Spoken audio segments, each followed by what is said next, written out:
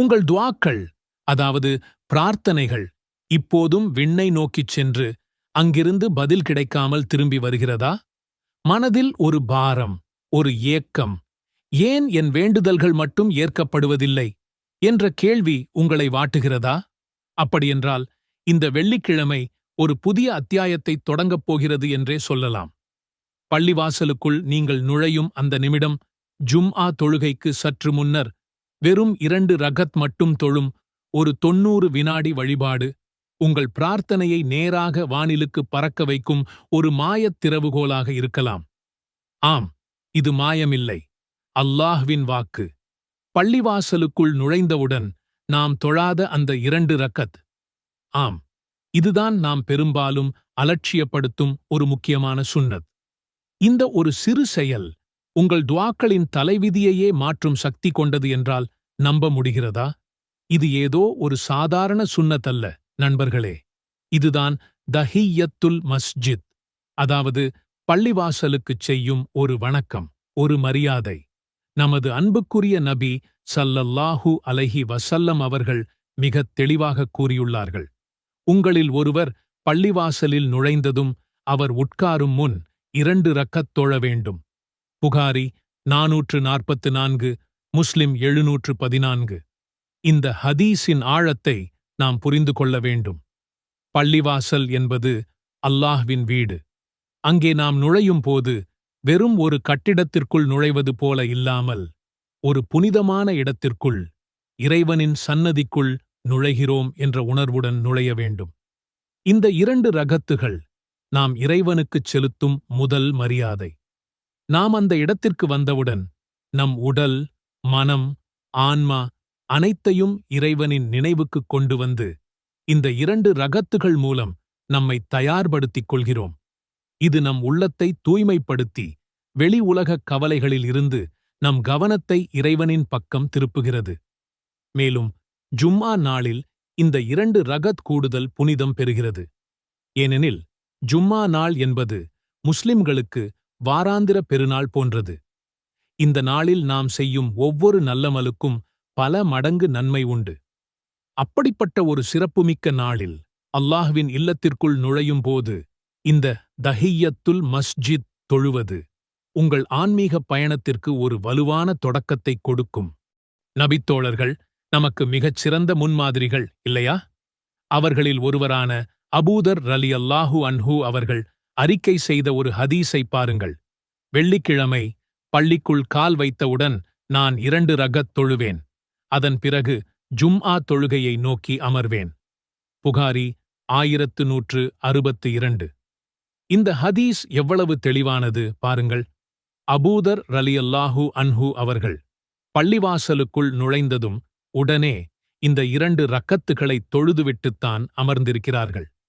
இது ஒரு சாதாரண நாள் சுன்னத்தல்ல, இது பள்ளி வரவேற்பு, அதாவது பள்ளிவாசலுக்கு நாம் கொடுக்கும் மரியாதை.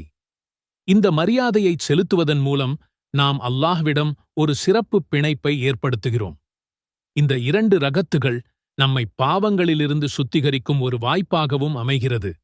நாம் பள்ளிவாசலுக்குள் நுழைந்தவுடன் உலகக் கவலைகளை ஒதுக்கி வைத்துவிட்டு அல்லாஹ்வுடன் பேசத் தயாராகிறோம் என்பதன் அடையாளமே இந்தத் தொழுகை. இது ஒரு சுத்திகரிப்பு செயல்முறை, நம் உள்ளத்தை இறைவனின் நினைவினால் நிரப்பும் ஒரு வழிமுறை. இந்த 2 ரக்கத்துகள் ஜும்ஆ தொழுகைக்கு நம்மை மனத்தளவில் ஆன்மீக ரீதியாக தயார்படுத்துகின்றன. ஜும்ஆ தொழுகைக்கு அழைப்பு, பாங்கு தொடங்கிவிட்டால் இனி தொழ முடியாது என்று நினைத்துக்கொண்டு பள்ளிவாசலுக்குள் நுழைந்ததும் அமர்ந்து விடுகிறோம். ஆனால் இமாம் குத்பா, உரை ஆரம்பிக்கும் வரை அல்லது சில அறிஞர்களின் கூற்றுப்படி குத்பாவின் போதும் கூட தஹிய்யத்துல் மஸ்ஜித் தொழுவது அனுமதிக்கப்பட்டுள்ளது. இந்த அறியாமை காரணமாக நாம் ஒரு பெரிய நன்மையை இழக்கிறோம். 2 ரக்கத் தொழாமல் பள்ளிவாசலுக்குள் நுழைந்ததும் நண்பர்களுடன் அரட்டையடிக்க ஆரம்பித்து விடுகிறோம். பள்ளிவாசல் என்பது அல்லாஹ்வை வணங்குவதற்கும் அவனது நினைவில் மூழ்குவதற்கும் உள்ள இடம். அங்கே உலக விஷயங்களை பேசுவது நம் வணக்கத்தின் புனித்தன்மையை குறைக்கிறது. சிலர் தொழுதாலும் சீக்கிரம் முடிக்க வேண்டும் என்ற எண்ணத்துடன் அவசரமாகத் தொழுவார்கள். மனதில் இறைவனின் சிந்தனை இல்லாமல் தொழும் தொழுகை அதன் முழு பலனை தராது. இந்த 2 ரக்கத்துகள் உங்கள் துஆவுக்கு ஒரு பாலமாக அமைய வேண்டும் என்றால் அதை நிதானமாகவும் தோழ வேண்டும். முடிந்தவரை ஜும்மா தொழுகைக்கு ஆரம்ப நேரத்திலேயே பள்ளிக்குச் செல்லுங்கள். இது உங்களுக்கு நல்ல இடத்தை மட்டுமல்ல, துஆ செய்வதற்கும் குர்ஆன் ஓதுவதற்கும் திக்ர் செய்வதற்கும் போதுமான நேரத்தை கொடுக்கும். ஆரம்ப நேரத்தில் வருபவர்களுக்கு பெரும் நன்மை உண்டு என்று நபி ஸல்லல்லாஹு அலைஹி வஸல்லம் கூறியுள்ளார்கள். உங்க வாழ்க்கையில இருக்கிற எல்லா கஷ்டத்தையும் ஒரே ஒரு விஷயத்தை வச்சு சரி பண்ண முடியும்னு சொன்னா நம்புவீங்களா? நான் சொல்றது உங்க கடன், உங்க மன அழுத்தம், உங்க பயம் எல்லாமே காலி. இன்னைக்கு குர்ஆனோட ஒரு ரகசியத்தை உடைக்கப் போறோம். அதுதான் சூரா யாசீன். இது வெறும் பேச்சு இல்லைன்னு நிரூபிக்க அடுத்த சில நிமிடங்கள் மட்டும் இந்த வீடியோவை பாருங்க. உங்க வாழ்க்கை மொத்தமா மாறப்போகுது. குர்ஆனோட இதயம்னு இத சும்மா சொல்லலை. இது 36வது அத்தியாயம், 83 வசனங்கள். இது எவ்வளவு முக்கியம்னா, நபி ஸல்லல்லாஹு அலைஹி வஸல்லம் அவர்களே இதை குர்ஆனோட இதயம்னு சொல்லியிருக்காங்க. சில அறிஞர்கள் இந்த ஹதீஸோட அறிவிப்பாளர் பத்தி பேசினாலும் கோடிக்கணக்கான முஸ்லிம்கள் இதோட சக்தியை உணர்றாங்க. ஏன் தெரியுமா? ஏன்னா நம்ம உடம்புக்கு இதயம் எப்படி ரத்தத்தை பாய்ச்சுதோ அதே மாதிரி சூரா யாசீன் இஸ்லாத்தோட மையக் கருத்துக்களான அல்லாஹ்வின் ஏகத்துவம், மறுமை வாழ்க்கை போன்றவற்றை நம்ம மூளைக்குள்ள பாய்ச்சுது. நாம எல்லாரும் தப்பு பண்றோம். ஆனா அந்த குற்ற உணர்ச்சியோடையே வாழணுமா? தேவையே இல்லை. ஒரு நபிமொழி என்ன சொல்லுது தெரியுமா?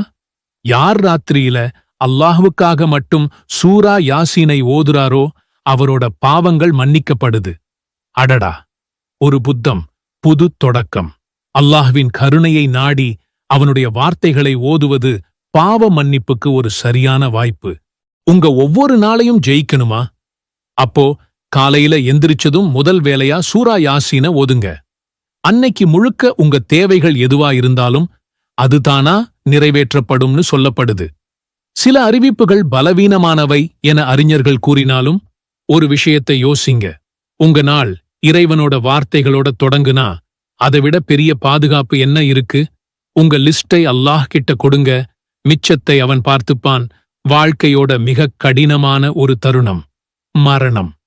அந்த நேரத்துல கூட சூரா யாசீன் ஒரு மிகப்பெரிய ஆறுதலா இருக்கு. மரணப்படுக்கையில இருக்கிறவங்க பக்கத்துல இதை ஓதும்போது அவங்களோட வேதனை குறையும்னும் அல்லாஹ்வின் அருள் இறங்கும்னும் நம்பப்படுது. மரணிக்கப் போகிறவர்கள் மீது சூரா யாசீனை ஓதுங்கள் என்று ஒரு நபிமொழி வழிகாட்டுகிறது.